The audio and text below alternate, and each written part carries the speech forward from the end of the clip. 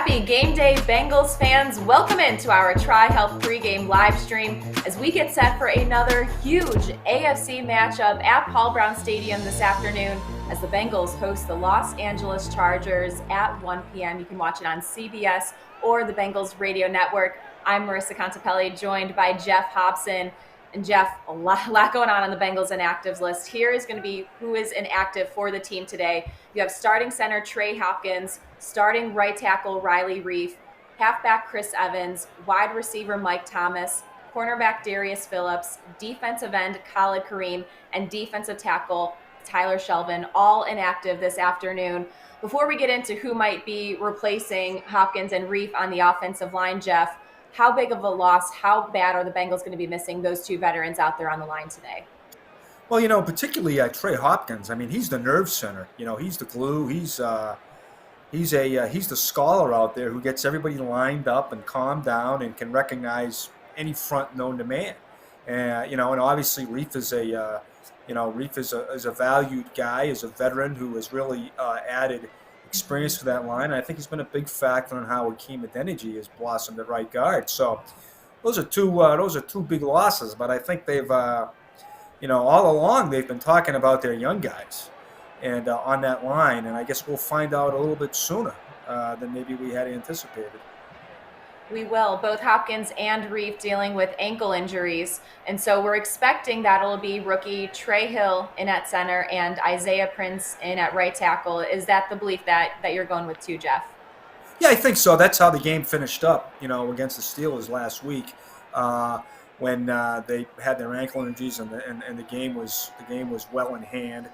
But I think that so they've had all week to practice together. That's the one benefit. They knew this is not just thrown together in the last 90 minutes. This is, it looks to me, it's been the plan probably since Sunday night.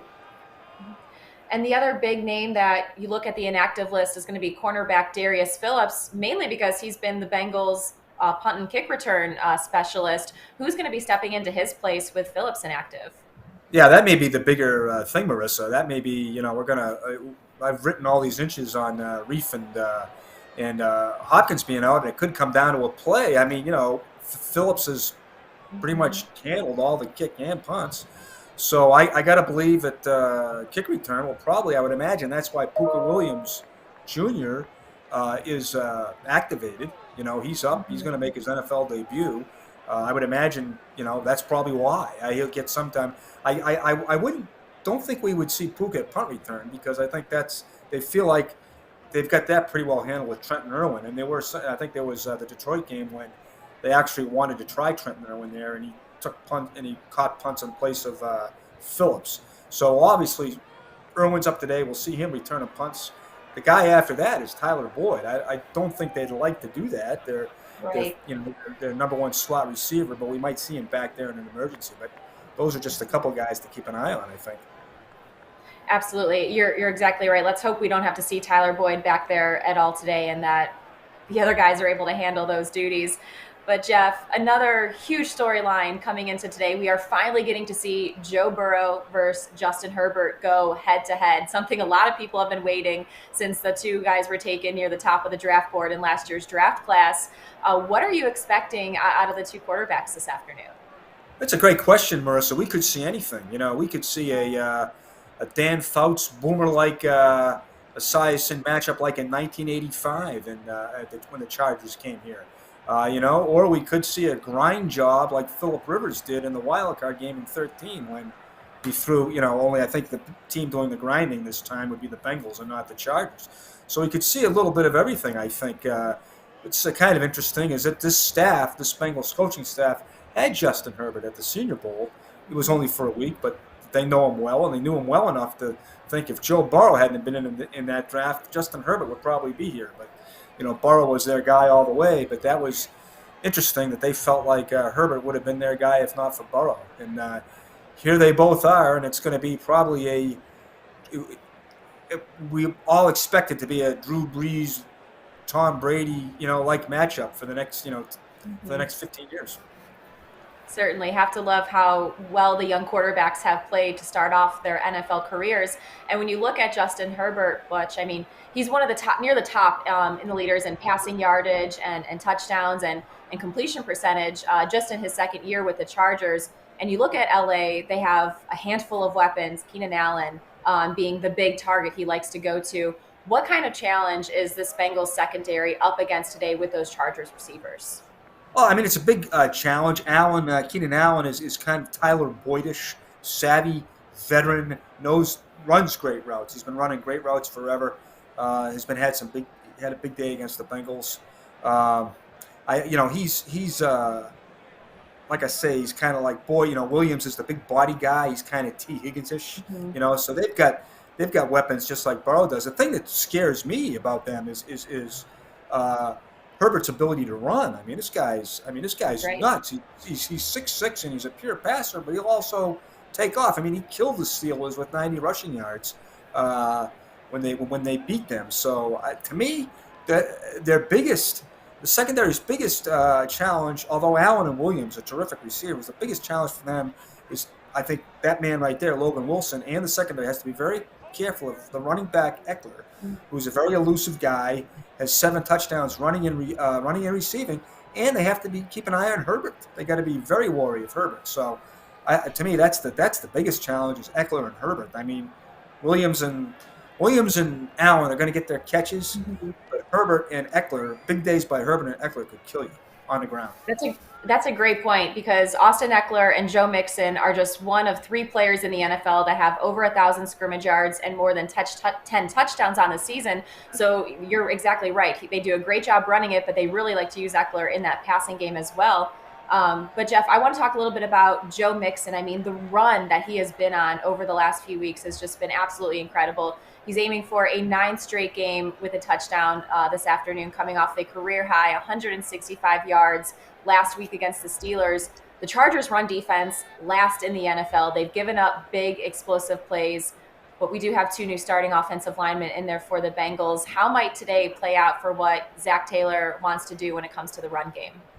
Well, I would think, obviously, I would think he would want to play it like the last 2 weeks, which was just to hang with the run, especially with the Chargers, what they do.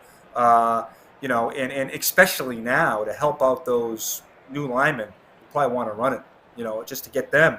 You want to get them in a groove, not only Mixon in the groove, but the linemen in a groove. So I think even now more than ever, you probably see the run game. And Mixon's been terrific. I mean, quietly, he's on a Corey Dillon-like pace to shatter the team rushing record. He's on pace to go over 1,400 yards. So, I think he's just been fun to watch. He not only is a factor on the field, but he's a real presence in the locker room. Got a bubbly personality, charismatic guy. It's funny. Burrow and Mixon are they're really interesting. I mean, if you say that Burrow is the heart and soul, then I think you got to say that Mixon is he's the engine, spiritually and physically. So they're really two great leaders on that offense off the field. They are, and they're captains for a reason. The fact that they were voted by their teammates to help lead and represent this team. And Geoff, I believe is Mixon, I think, 76 yards away from getting to 1,000 on the season. Yeah, that's He's right. really, Yeah, that's a big number. I mean, I know everybody's going to say, it's a 17-game season. Well, you still got to get, he's going to have 1,000 well before the 16th game, and it's a big number in Bengals history. He'd be the first guy to do it since Cedric Benson had 3 1,000-yard seasons. Cedric did it 3 years in a row, and only Corey Dillon has more than 3 1,000-yard seasons. So, I don't think it's a number to be. And you got to, you throw in there his receiving yards, and it's he is I think the guy's a Pro Bowl. I completely agree with you on that. The numbers he's putting up, the seasons he is having.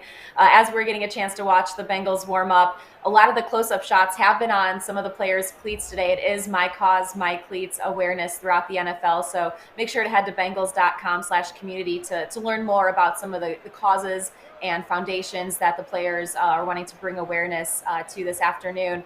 And Geoff, real quick before we go, we have to talk about the Bengals mic card. We had an entire photo shoot with the Bengals mic card and the players. I didn't see your picture with the mic card though. I was a little disappointed in that. You didn't get in there. I was late on that one. I didn't even know it was a thing. I didn't really know it was a thing until a couple weeks ago. I mean, I guess a little behind on that one, but I'm glad everyone is having fun with it. To me, you know why I like the mic card? Because it's there for social distancing, and it's there for everybody to be safe. That's why I like it. I want everybody to be safe. The mic card has been a fantastic addition to the Bengals this season. So great wheels. Yes. Great wheels, and great wheels. A little soft spoken. Doesn't say much, but I tell you what, it photographs great. Yeah, can always not missed practice or press conference. Well, if you haven't seen those photos, if you haven't seen those photos, make sure to head to the Bengals social accounts. But we have to get going. Coming up on kickoff, coming up just after 1 p.m. Bengals and Chargers here in the jungle at Paul Brown Stadium as the Bengals look to make it 3 wins in a row for this latest stretch. For Geoff Hobson, I'm Marisa Contipelli. Thanks for tuning in to this TriHealth pregame live stream. You can catch all the action coming up on CBS or listen in to the Bengals Radio Network.